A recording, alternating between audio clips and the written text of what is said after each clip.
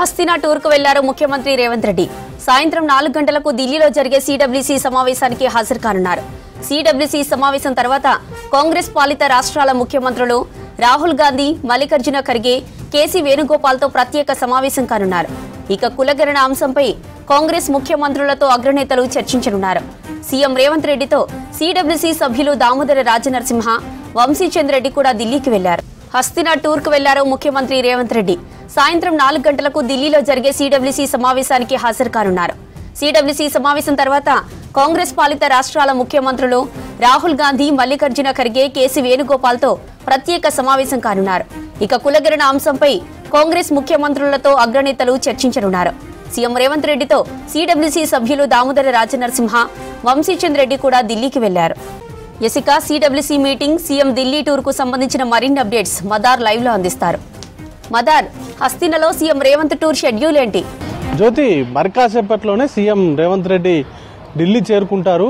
సాయంత్రం 4 గంటలకి AICC head క్వార్టర్స్లో ఈరోజు సిడబ్ల్యూసీ సమావేశం ఉంది. చాలా క్రూషియల్ మీటింగ్ అది.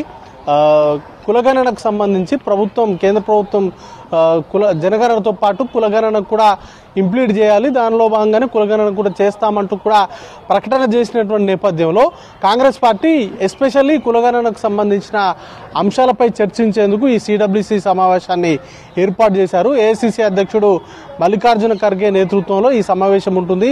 రాహుల్ గాంధీ సహా సిడబ్ల్యూసీ సభ్యులు, అలాగే కాంగ్రెస్ పాలిత రాష్ట్రాలకు సంబంధించి 3 రాష్ట్రాల్లో కాంగ్రెస్ పార్టీ అధికారంలో ఉంది. ఆ రాష్ట్రాలకు సంబంధించిన ముఖ్యమంత్రులు, ముఖ్యంగా తెలంగాణ ముఖ్యమంత్రి రేవంత్ రెడ్డి, కర్ణాటక ముఖ్యమంత్రి సిద్ధరామయ్యతో పాటు హిమాచల్ ముఖ్యమంత్రి సుఖ్వీందర్ సింగ్ సుక్కు కూడా ఈ సమావేశానికి హాజరవుతారు.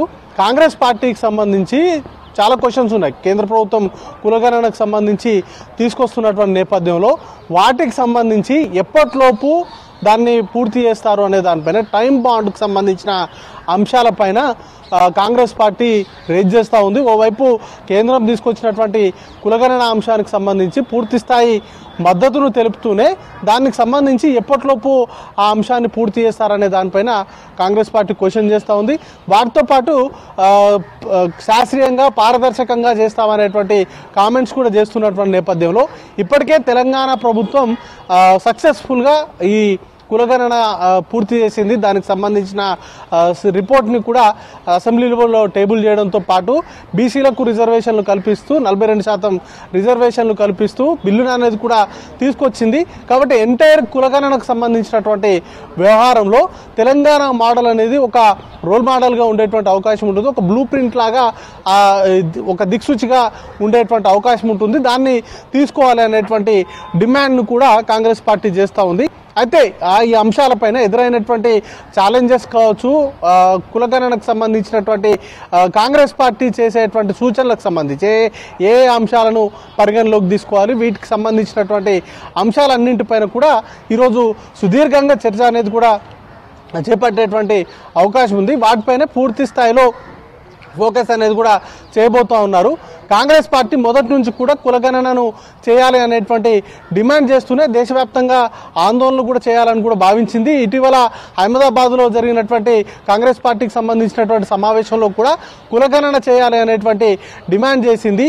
చాలా సందర్భాల్లో కాంగ్రెస్ పాలిత రాష్ట్రాల్లో కూడా దీనికి సంబంధించి ఇప్పటికే ఇంప్లిమెంటేషన్లో ఉంది.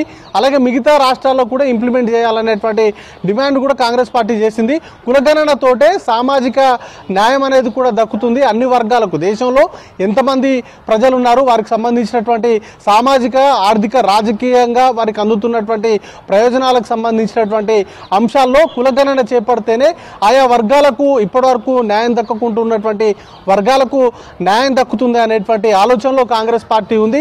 వాటితో పాటు 50% రిజర్వేషన్లకు సంబంధించినటువంటి రెగ్యులేషన్ ఏదైతే ఉందో దాన్ని కూడా తొలగించాలనేటువంటి డిమాండ్ ఉంది. కాంగ్రెస్ పార్టీకి సంబంధించిన అధికారంలోకి వస్తే ఆ 50% కట్ ఆఫ్ని తొలగిస్తామనేటువంటి అంశాన్ని కూడా పదే చెప్తూ వచ్చింది. ఇప్పుడు కేంద్ర ప్రభుత్వం మీద ఇప్పటికే కులగణనకు సంబంధించి ఒక నిర్ణయం తీసుకున్నటువంటి నేపథ్యంలో ఇక నెక్స్ట్ కాంగ్రెస్ పార్టీకి సంబంధించిన టార్గెట్ ఈ 50% రెగ్యులేషన్ ఏదైతే ఉందో, రిజర్వేషన్లకు సంబంధించి 50%కి మించి రిజర్వేషన్లు అమలు చేయడానికి లేదు అనేటువంటి ఇదేదైతే ఉందో దాన్ని తొలగించడం పైనే కాంగ్రెస్ పార్టీ ఫోకస్ అనేది కూడా చేయబోతా ఉంది. ఉంది. ఒకవైపు కులగణనకు సంబంధించినటువంటి ఏ విధంగా చేయాలి ఏంటి అనే దానిపైన రోడ్ మ్యాప్కి సంబంధించి చర్చిస్తూనే కాంగ్రెస్ పార్టీ, బీజేపీ ఇప్పుడు ఎన్డీఏ ప్రభుత్వానికి కీలక సూచనలు చేసేటువంటి అవకాశం ఉంది. దాంతోపాటు ఈ 50% రిజర్వేషన్లకు సంబంధించినటువంటి రెగ్యులేషన్ పైన కూడా కాంగ్రెస్ పార్టీ పోరాడేటువంటి అవకాశం ఉంది. దానికి సంబంధించినటువంటి అంశాలపైన కూడా ఈరోజు జరిగేటువంటి సిడబ్ల్యూసి సమావేశంలో కీలకంగా చర్చ జరిగేటువంటి అవకాశం ఉంది. ఇక వీటితో పాటు కీలకంగా ఈ భేటీ ముగిసిన తర్వాత కాంగ్రెస్ పార్టీకి సంబంధించిన అగ్ర నాయకులు, ముఖ్యంగా మల్లికార్జున ఖర్గే కావచ్చు, కేసీ వేణుగోపాల్, రాహుల్ గాంధీ లాంటి కీలక నేతలతోటి సీఎం రేవంత్ రెడ్డి భేటీ అయ్యేటువంటి అవకాశం ఉంది. ఇప్పటికే కులగణనకు సంబంధించి తెలంగాణలో సక్సెస్ఫుల్గా ఇంప్లిమెంట్ చేయడము, దానికి సంబంధించి చట్టం తీసుకురావడం పట్ల కాంగ్రెస్ అధిష్టానం చాలా హ్యాపీగా ఉంది. రాష్ట్రానికి సంబంధించినటువంటి రాష్ట్ర ప్రభుత్వం తీసుకొచ్చినటువంటి నిర్ణయాల పట్ల ఇప్పటికే మొన్న జరిగినటువంటి ప్రెస్ మీట్లో కూడా రాహుల్ గాంధీ రాష్ట్ర ప్రభుత్వం చేసినటువంటి చొరవను మెచ్చుకున్నారు. దానికి సంబంధించినటువంటి అంశాలపైన కూడా ఈ విడిగా కూడా భేటీ అయ్యేటువంటి అవకాశాలు ఉన్నాయి. సాయంత్రం వరకు కూడా ఈ భేటీలు ఉంటాయి. సాయంత్రం వరకు సిడబ్ల్యూసీ భేటీ ఉంటుంది. ఆ భేటీ ముగిసిన తర్వాత కూడా కాంగ్రెస్ పార్టీకి సంబంధించిన అగ్ర నాయకులతోటి విడిగా కూడా సీఎం రేవంత్ రెడ్డి భేటీ అయ్యేటువంటి అవకాశాలు ఉన్నాయి. జ్యోతి.